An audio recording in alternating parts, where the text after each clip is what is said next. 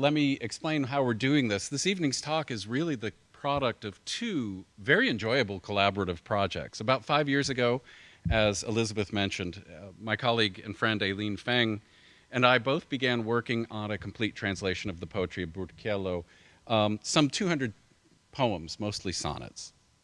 Burchiello fit into both of our scholarly interests. As Elizabeth mentioned, I'm a specialist on the comic literature of the Middle Ages, and although Burchiello lived at a time later than my general area of expertise, I also knew that he was a giant in the tradition I work on. He's sort of the end point of the tradition that I have dedicated my career to. Aileen, conversely, is a specialist on the Renaissance, and therefore she also understood the central position that Burchiello holds for the literature of that age. As has been mentioned, our translation is complete, and it should be coming out in the next few months. A couple of years, one last thing. This is probably the most enjoyable project I've been involved with, actually both of them in different ways. We had a lot of fun doing this translation, I have to admit. A couple of years after we began, we had the idea of working with David Christiana for a second project, this time of an interdisciplinary nature. David had had an exhibition of his art, and as you'll see, his bizarre imagery fit really well with Burchiello's poetry. By the way, I have to mention, if you get a chance to see an exhibition of his art, it's fabulous. So I really recommend it.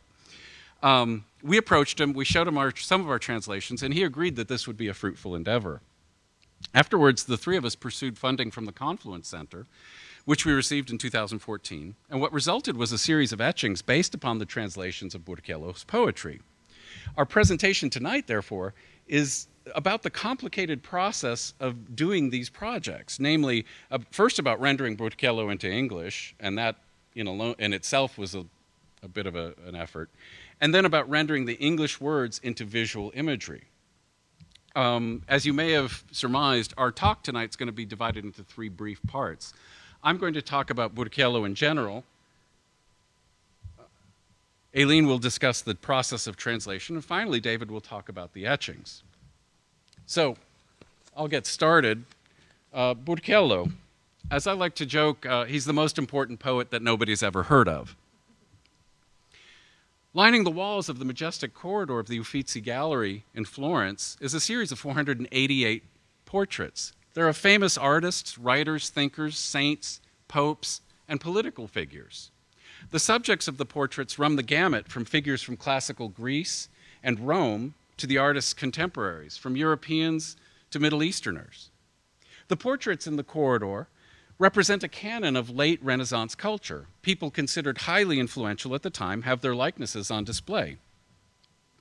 At a certain point in the collection, a sequence of illustrious Florentine writers appears, followed by other authors and philosophers of early modern Italy. Nestled in among them is a very inauspicious figure, unknown to most modern-day visitors, Domenico di Giovanni, nicknamed Burchiello. He lived between 1404 and 1449. He's clad in the humble garb of his trade, a barber, and the image above is actually from the Uffizi, which I've been describing. He was born in Florence around the turn of the 15th century to Antonia and Giovanni, and he matriculated as a barber in 1431 and 32, after which time he set up his own workshop. His workshop was on Via Calimala, just a block away from Piazza della Signoria and the Ponte Vecchio. If you've been to Florence, you know this area. It's highly touristed. There's a lot of important sites in this general area, and you can find this street. It's literally just a block away from the Ponte Vecchio. At the time, a barber was a lesser medical practitioner who would provide routine treatments such as pulling teeth, removing corns, administering enemas, draining abscesses, and setting fractures. In addition, a barber would have been knowledgeable in the properties of herbs in order to prepare them for ointments and plasters, much like an apothecary.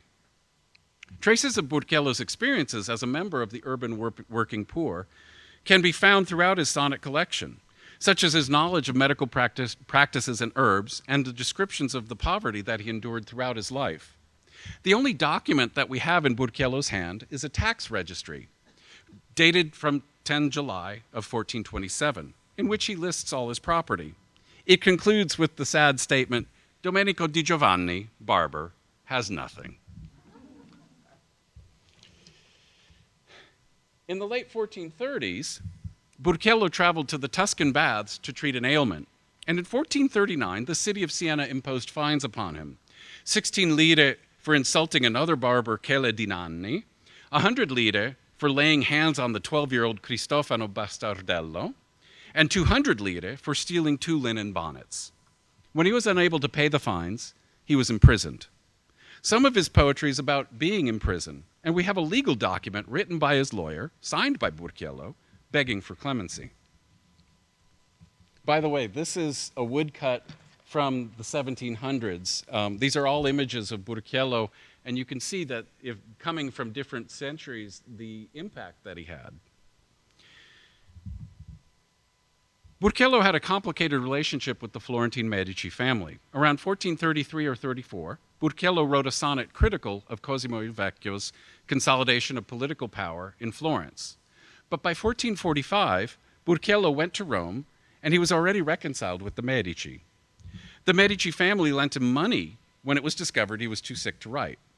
Upon his death in 1449, the Medici honored him by transcribing his poetry into 2 fine manuscripts for their personal collection. And here I should make a note that Gutenberg wouldn't invent the printing press until the mid-1450s, so literature at this time could only be transmitted through handwritten copies. The designers of the corridor of the Uffizi were not alone in giving Burchiello a place of prominence among Florentine writers. During his lifetime, a number of people proclaimed Burchiello to be one of the greatest Italian poets, asserting that he even rivaled Dante and Petrarch. His poetry currently appears in 87 extant manuscripts, many of them elegant compendia dedicated exclusively to his verse. To put this into perspective, when you have a really important literary work in the time of manuscripts, it might come down to us in maybe 10 or a dozen manuscripts. So this is a phenomenal amount of manuscripts. By the end of the 15th century, 11 editions of his poetry were printed, and over the course of the 16th century, another 12 editions were published. So authoritative was he that other poets circulated their own verse falsely under his name, treating the nickname Burchiello as a stamp of literary quality. Burchiello's impact on 15th century Italian culture was profound. His workshop was a type of literary salon, a meeting place for poets such as Leonardo Dati, Rossello Rosselli, Domenico da Prato, and Francesco Filelfo, the architect and essayist Leon Battista Alberti, and, most likely, the architect of Florence's cupola, Filippo Brunelleschi. An entire school of poetry developed throughout Italy in imitation of his style, and they included people like Francesco Alberti, Giovanni Pigli, Francesco Scambrilla, Filippo Scarlatti, Il Bronzino, Tifio Dassi, and Baldassare da Fossombrone. His fame as a poet had become so widespread that in 1445, Burchiello performed for a group of international ambassadors at the behest of Cosimo il Vecchio's son, Giovanni de' Medici. And after Burchiello's death, at least 6 poets lamented his passing. In fact, the first half of the 15th century can rightly be called the age of Burchiello. But Burchiello's poetry raises one serious interpretive problem. It is deliberately crafted nonsense. Now, to show you how unusual it is, I'm going to pass the word to my colleague and friend, Aileen Feng.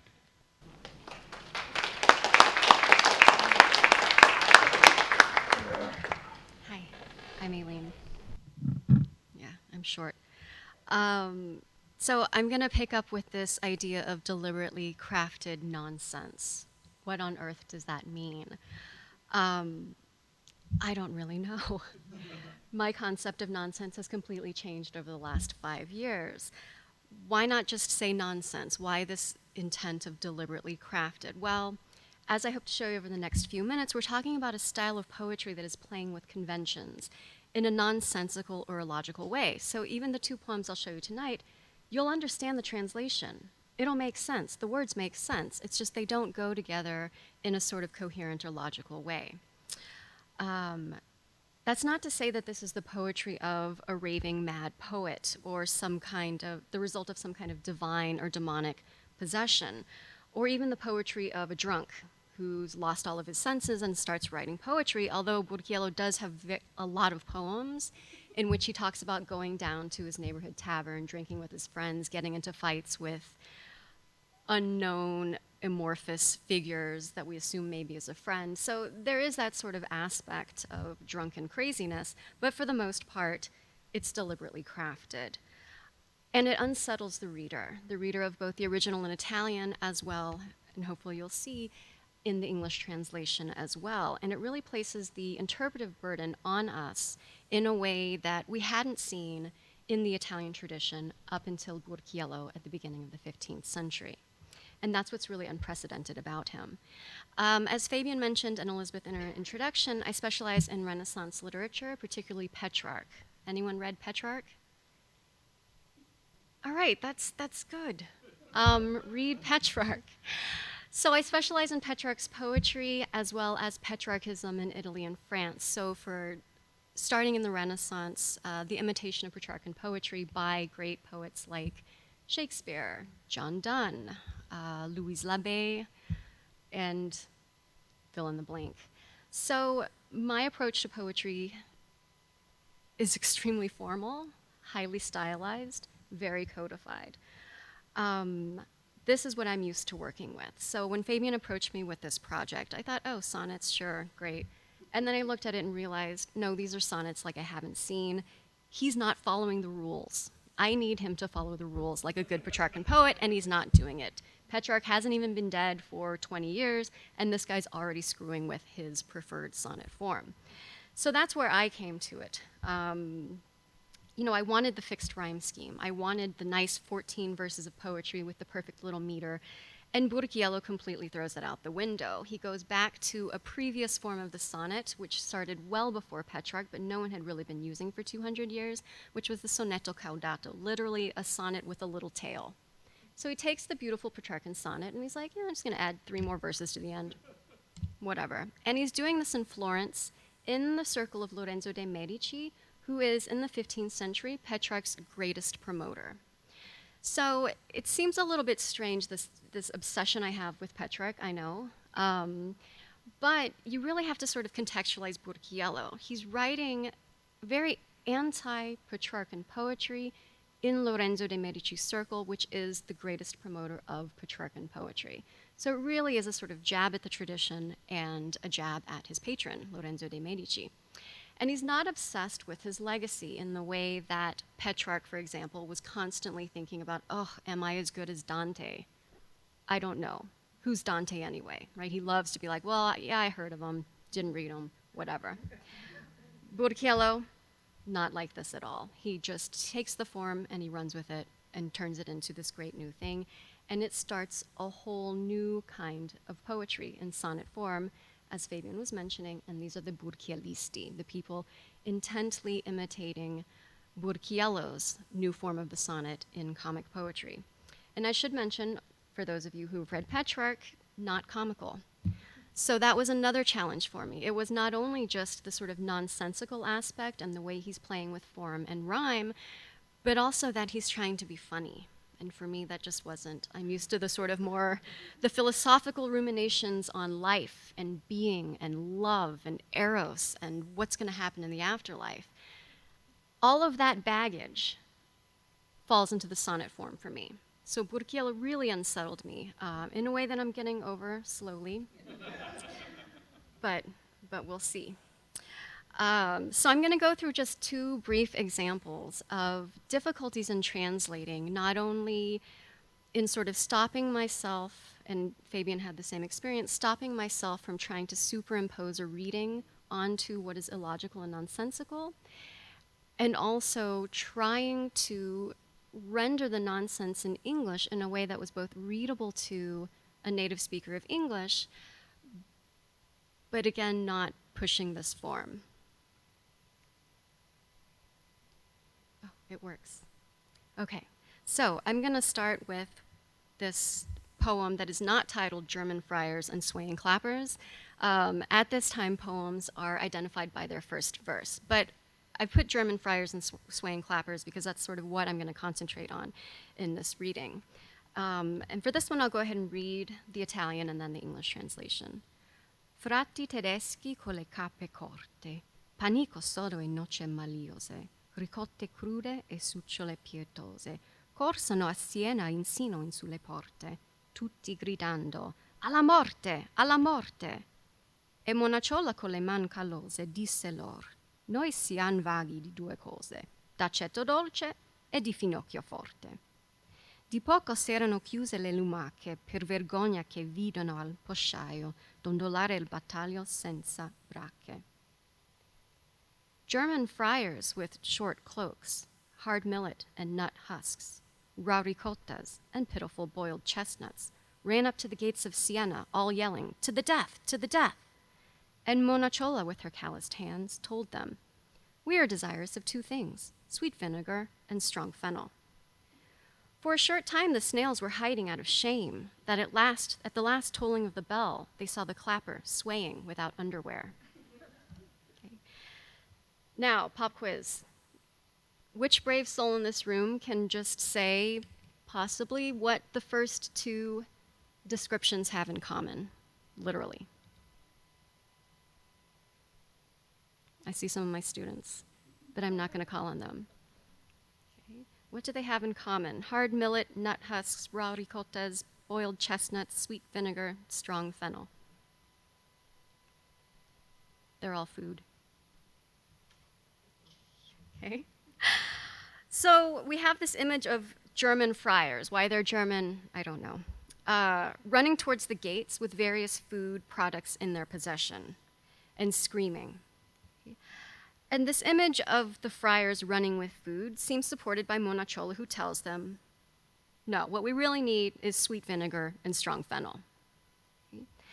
But it also reads like a battle scene. The friars are yelling, to the death, to the death, and they're storming these gates. We don't know if they're storming from the inside or the outside, but the image is there. They're storming the gates with their weapons, which is food, and the gatekeeper's saying, no, no, no, we need these other two things. Why do they have food? Okay, not really sure. This is a good example of deliberately crafted nonsense. The words literally make sense on the page. We have the image, we understand what they're doing, but why are they doing it together? What's the logic behind it? What are they hoping to accomplish? All the things that you would ask yourself about if we were to imagine this were the epic tradition. Why are they storming the gates? Who were they, who were the German friars fighting? When we don't get that, and Burchiello never gives us enough information to do that. Now there's another theme running through these verses that is a little more subtle and requires the reader to interpret the imagery. I'm just going to read a few choice descriptions together and let your imagination run wild. Okay, now remember, these friars are running. German friars with short cloaks, nut husks, pitiful boiled chestnuts, a clapper swaying without underwear. Okay. Another brave soul possibly to say what that is. This scene can be read as very comical engagement with the sort of longer, rich tradition of homoerotic poetry in the Middle Ages, except it's not really flattering in the way that normally homoerotic poetry is explaining why this man is desirous. The religious vestment of the friar or the priest normally covers the entire body. Here it's described as very short. The image of the bell clapper, literally the small device within the bell that sways back and forth to actually ring the bell, isn't wearing underwear. So we get this very phallic meaning behind this, what is normally just going to be a bell, which retrospectively gives us and sort of hits home these friars running with short cloaks and all of this food imagery taking on a second level of meaning. And then snails, of course, are embarrassed by this because snails apparently get embarrassed. I don't know. As a translator, I felt it was important to be able to close read this and recognize and understand the various levels of nuance in the poem, as well as the echoes of other literary traditions like homoeroticism. But as a translator, you also have to step back and not impose your analysis of the poem onto the reader of the translation. With a poem like this, we are faced with a dilemma. Do we add a footnote explaining the multiple resonances and interpretations found within the poem? In general, is that the role of a translator? So basically, this close reading I've done of the homoeroticism in the poem, do I go ahead and put that in a footnote, or do I leave it out? And we struggled with this, both Fabian and I, sort of how much editorial intervention do we want to put into this translation? And we decided that even though we were producing an academic scholarly edition of the poetry rather than a trade edition, it was important not to push readers towards one interpretation or the other. So instead of doing that in the footnotes, what we did is we added a section in the introduction, the scholarly introduction, to explain there is a long history of homoeroticism in Italy. Here are some of the examples. Here's how we see Burchiello engaging in this tradition. So we chose to give the readers the tool to interpret the poetry, even though it's in translation, in the beginning of the volume, so that everyone is sort of open to reading the English translation as though they were reading the Italian in the original. Just to give you a little example of something, another example of translating that was difficult, this expression mona, monaciola. Mona is a shorter version of Madonna for lady or woman. So the question here, and this is sort of a less scandalous question, but do you translate it as lady chola? That sounds really weird. Just heard myself say that. But I decided in this moment, and then we decided throughout the thing, to retain these titles in order to sort of try to preserve the character of each of these personalities that come out. So whereas lady would make more sense in English, here instead we decided to go ahead and put the footnote and say, okay, well, Monaciola means lady, okay, Mona being short for Madonna. So in that case, there are two different uses of the footnote, right? The one that's going to really help the reader understand some of the more difficult words or the words that don't necessarily get used a lot in modern Italian, and not explaining the more nuanced readings, for example. So, whereas in this poem I had to really keep my interpretation of the homoerotic symbols from influencing the translation, in other poems, translation or interpretation was essential in making the translation readable to an Anglophone audience. Okay. This one is Of Chirps and Hens, because I'm interested in the chirping and the hens. And here I'll just read the English. The mosquitoes were singing Te Deum when I heard my two neighbors chirping, arguing about two hens that had gone to the Jubilee for forgiveness. The superintendent, who was a bit mean-spirited, made them buy greasy nightcaps, had them covered with fine sweet grapes, and then sent them on a pilgrimage to Rome. The carnation understood the joke. Okay. So the carnation understood the joke. Did anyone else understand the joke? No. Okay. Burchiello is fond of doing this, of making a joke, drawing attention to the fact that he's made a joke, but his jokes aren't always obvious. Now, we could either chalk that up to, well, this is a guy making jokes at the beginning of the 15th century in Florence. We're in the 21st century in the United States. Maybe something's been lost over the centuries. That would be the sort of generous answer to that, except that he does it all the time. And sometimes you understand the jokes, or maybe it's that you get to the point where you've translated so many, you're like, oh yeah, I get that. That's really funny. I don't get the joke here, other than the hens are the sort of butt of a joke that everyone understands, right? They look ridiculous. They're going on a pilgrimage, and that's, I guess, sort of funny. But this isn't actually what preoccupied me with this poem. I wasn't worried about, because I knew I'm not going to explain the joke in a footnote, because that's like going to a stand-up comedian's show and being like, oh, that's funny because he used that word. It's killjoy. Instead, what was interesting and difficult was something very small and very grammatical. In the Italian, in the second verse, garire duo mie vicine. Vicine is gendered feminine. So we know that the two neighbors chirping over these other two women, these other two hens, are female. It's immediate in the Italian. How do you do that in English? And I grappled with this a lot. Should I really emphasize that these are two women chirping about other women by doing something like my two female neighbors?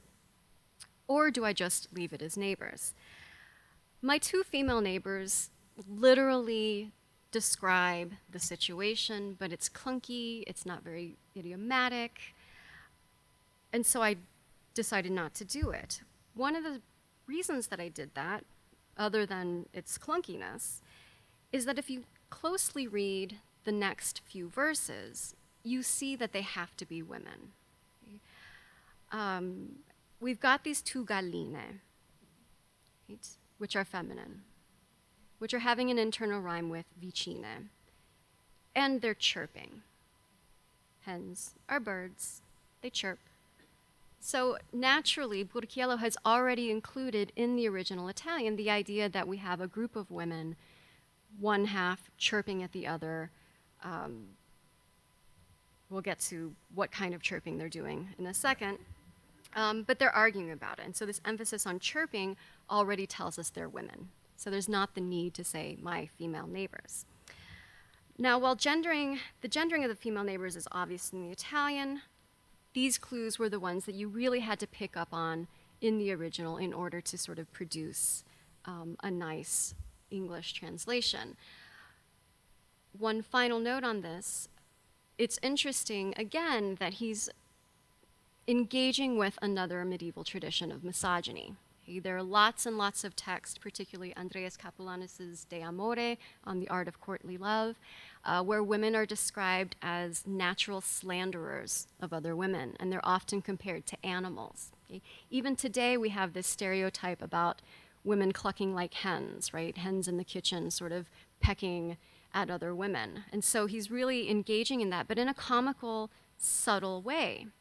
So, didn't put it into the footnote, but in the introduction, there's another section sort of describing and giving examples of the way in which he's comically engaging in what is usually an extremely negative genre of literature that was very popular in the Middle Ages, and he's doing it in a very funny, or at least I find, a very funny way. So hopefully by now you've gotten a small glimpse of not only the difficulties of translating, but also of interpreting the poetry and how the two can often be intertwined. And it becomes the role of the translator to decide how much of that interpretation needs to inform the translation. And in both examples, I think we've seen sometimes it benefits the translation, and other times you want to absolutely leave it out because you don't want to sort of push someone into a reading that you want them to maybe naturally come to on their own or just not even talk about. So I'm going to hand over the mic to David Christiana to talk about another level of interpretation and the beautiful etchings that he produced.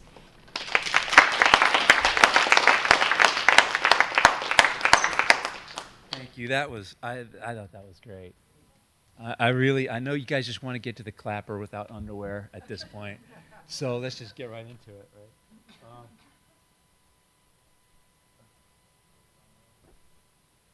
Okay. Yes, so as has already been described, I came to this after it seems like most of the work was done. And I guess Fabian had seen my work, maybe Aileen as well, and thought, yeah, I'm just crazy enough to pull something off with this. And indeed, at the beginning, it was one of those things. I've been an illustrator for 32 years, and I thought this would be really fun. And it's wide open. I really enjoyed just now hearing Aileen talk about the role of the translator and how it's different from interpretations or an interpreter, right? And that a translator holds back, not wanting to, sway it one way. Is this a woman or a man or what's going on? Whereas, I saw this and I'm just going to run with this. Because that deliberate nonsense, it's not just crazy, as Aileen was saying. It's not just crazy. It's freaking crazy. And it's delightfully so. I wanted to just, I just wanted to go with it. I wanted to see if I could create, but okay, now let me be a little bit more serious. It's not just how crazy can I be, because he's already written some crazy stuff. It was a matter of, it doesn't make sense to me. I don't have the knowledge or the just out and out smarts to figure this out. But I can sense that there's something in this poetry. It's more than deliberate. It seems pretty brilliant and just out of my grasp. I see that as like gold. When you sense that something is profound, but it's not so clear that you have to get it, As academics, there is this whatever to get things right. In fact, just today, my students were saying, I'm not reading this at all, actually, at this point. But this is true. Just today, I was talking about, they're developing these stories, doing pictures, and saying, what should I do? And I'm like, oh my gosh, I can't believe you're asking me what you should do. And they're like, well, that's how we've been, raised, you're educated to pass the test. I get the answers right, and I get an A. So I tell my students, our number one priority in all my classes is to learn. Number two, and this is prioritized, number two is to do great work. Okay? That's not your first priority. First priority is to learn. So if you do lousy work and you learn, that's better than the other way. And then the last one is get a good grade, and don't worry about it. All right? So they were asking me, what should I do? What should I do? I'm like, no, you tell me what you're really itching to do. You tell me what you want to do, and I can't stop you from doing it. That, wanting to do it that way, right? In other words, just come up with the answer yourself. There is no right. And so, this is how this seemed to me. When these guys brought this project to me, I thought, I'm just going to really do something that some illustrators have done, artists have done, where they're not interpreting the text. They're trying to do a parallel discussion, something that goes along the same lines. So that's what I tried to do. I didn't know if I could do it. As I said, I've been an illustrator for 32 years and had done all these books, and so getting it right was kind of, in my head. But I started with, I'm going to try this here. I started with, some typography. There was talk about, in one of the poems, about slugs coming out of the mouth or something, our tongues, slugs, I don't know. It was really cool. Visceral stuff, That's how I was reading this, and I was like, I'm getting in bed with this guy. But it doesn't matter, does it? Like, I wanted to say, I want to get in bed with this guy, and right away, it was, we were just hearing about, homoeroticism. It's like, oh, is David gay? It's like, you know what? Does it matter? So I was going to say, no, I'm not gay, but really, what? Keep it open, right? You interpret it your own way. If it's more interesting to you thinking that I'm up here confessing that even though I've been married for all these years, I'm gay, then go with that story, Who cares what the facts are? Okay. So it was really fun. I did some drawings, and I went up to NAU and as part of this grant, this Confluence grant, and I had they have a great facility up there, and David Williams and Julie Williams were my technical assistants. So I was trying to do something that was 100% as contemporary and fresh and daring as I could with this stuff. I read it, someone just read one of my the poems that are accompanying this suite of etchings, and said, who's this Burchiello guy? This is like contemporary stuff, right? Yeah, it kind of has it doesn't seem dated. At least it didn't to me. So anyway, but we wanted to use an approach from a technical standpoint, material standpoint, that was wholly traditional. So not only did I use copper plates and do etchings like this, we even used a traditional Dutch mordant to do it, which I don't even know how to make that. But these guys, David Williams did, and they helped me do it. So I learned a ton. I've never done anything like this, really, at all. I've done illustrations. I've done some etching, but I've never done a whole edition. And to do 7, and actually then there were 2 more plates, so 7, 8, or 9 plates, and doing an addition of 25 of each plate, it was a ton of work. So what I'm going to do is I'm going to real quickly go through the drawing and then some of what I did and how it got to be etching. So on this one, use a pointer. This is the drawing right from the beginning, and that typography that was on the first slide. Here I'm taking the type and doing this, and then we didn't do anything with this piece at this point, and that's just the etching. And here's like one of the very first sketches. You can see the size of it up here is the, so this is just on like the first time I printed out the poems, and I do that. I read it, and right away, what am I thinking? What images are popping into my head? And then that wound up turning into this etching. And it was going along pretty well. It was, as I said, it was a lot of work, the drawing, the etching, and then that's what it was. As we were doing the etchings, we decided to go into aquatint and even throw in some dry point. So it became what we thought was going to take, so many hours. We doubled what we thought it would take, and we weren't even anywhere close to where we needed to be. It was a ton of work. Sketch, the etching, and I was thinking, wouldn't it be cool, like, because of this levels of meaning, right? So with the etchings, the thing is, I'm I just love to draw. I don't know what else, how else. I mean, drawing to me is everything. Everything else is just life. But drawing is what makes sense of everything else to me. It doesn't make sense. It just connects me to everything. Like I'll draw. I mean, this is kind of weird maybe to say, but I mean, I remember when my father was dying, I had to draw him. You know, not that I needed a picture of it. It was not, but that's how I connect. I'm never more alive than when I'm drawing. So, where was I? So I had these drawings, but then, you know, these the jump from, because I was really running with it, the jump from my images to the text seemed a little bit precarious sometimes. So I thought, what if I bring some typography into this? It'll connect it to the text, and it might create a meaningful dialogue. And then I started thinking about these layers. And so now I'm going to pretty quickly go through these. This shouldn't take too much time. And then if there is any time, the actual originals are here. But so this is what we ended up with. I just jumped to the end. And I really didn't. Why I bother writing, I don't know. So if you can tell, I'll try to describe it. So, okay, before. So what happened is we went to Italy this summer. And when I'm in Italy, I mean, things just kind of tweak a little bit. And I had my etchings, and I just started drawing on tissue paper on top of the etchings. And this all happened within, like, I did all the drawings. The etchings took, like, I don't know how long they took, a year. They took 2 years. I mean, it was a long time doing these etchings. But then these drawings, they just popped out in about 2 weeks. And so the drawings incorporated the text. So, to get to the point. So, this is what you would look at. Here's the Italian and then the English translation.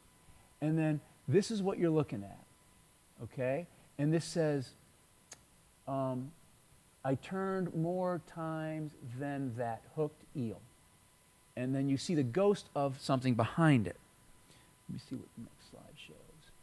And then when you pull the tissue paper out from between, now you see the two images combined, creating another meaning.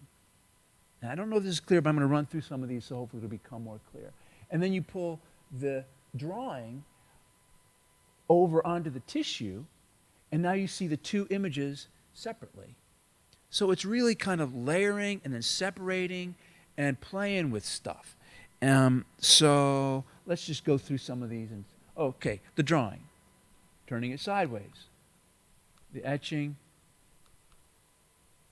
Now, okay, another one with the same stages that I just showed. Okay, here we go. And now you can see like the tissue sliding out. There's the two drawings. Okay, here we go. Here we go. So, wait. Okay, the drawing. The etching with the second drawing with the typography on top. And now out comes the tissue. And now there's the etching. Well, is it making sense? Do it again. There's the drawing. Now here's the tissue. They saw, what does that say? They saw the clapper swinging without underwear. I didn't put that in there. I did. It was, but it didn't work design-wise. So, and then the tissue comes out. And now you can see the two mingling. So what looked like, if you don't mind, I'll do this. Okay. Now it looks like legs and a skirt or a short thing. As it comes out, it's actually a head upside down, and what you thought were, now it's hands. So it changes. So I'm not worried about getting it right. I'm just having fun, basically. Trying to create meaning, point and counterpoint, juxtaposition, trying to really run with it and see what happens. And then this is this is one of the etchings that didn't make the cut. This is one of what was on the editing floor, as they say. But I still did another I used it, so I did this drawing when I was in Italy, and then I thought this would be a nice title for the thing. And so then, but rather than doing the tissue, I just made one a different color, and then we use it as a cover for a little book that we have. So when we were in Italy, Fabian was also in Italy, so we had an exhibition of this work. And that was really fun. This is a thing from the, and I tried to do it in a little book where this is the drawing is here, and that, this is on tissue, so that folds over and covers it. It didn't work that well. It didn't work. This is one of those things. And again, it's like, it's not just the concept of it's tissue. It's, okay, you do it, and then you have to ask yourself, but does it really work? Is it poetic? I mean, it's nonsense. The difference between nonsense and deliberately crafted nonsense is humongous, right? Like Spinal Tap. What's that line from Spinal Tap? You love Spinal Tap, baby. There's a point, and this is Spinal Tap where he says, the difference between genius and stupid is like razor thin. I don't know. And there's Fabian reading at the exhibit. He did a great job. Really did. And then, so what I did is I exhibited it so that there were framed pieces of the etching, and then and I invited people when I talked to lift it up, and people did that, and I think they enjoyed it. It was fun. And they had the translations there as well. So there you see people checking it out. I didn't have to pose them to do that. That was, I think that's a fly. He was very critical of the work. And then this is just some things, sketches that also didn't make the cut. And if we ever, I mean, there's how many? 200 and some. So I've worked on 7 of them. So who knows? But anyway, some more sketches. Thanks.